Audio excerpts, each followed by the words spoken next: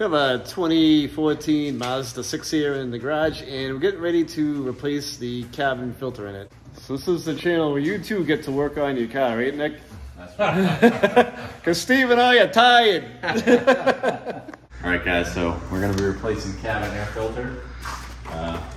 Most of the cars on the road today, they're under the glove box. Make sure you clear it out when you take it off. And in this case, we have to go right. There's a latch right here. Just kind of pull that out. And there's another one on the other side. Same one on the other side. Yep. And then it just pops all the way down. You can just let it be free. Peek in there.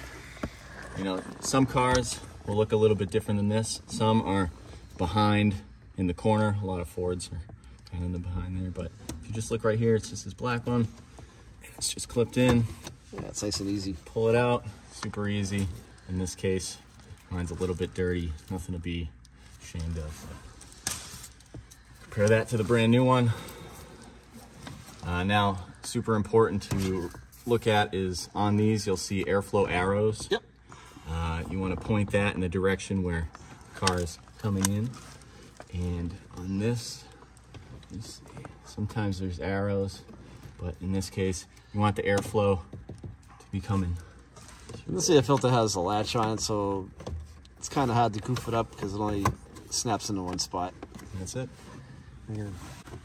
Bunch of plastics. Everything's plastic. That's it. That's it.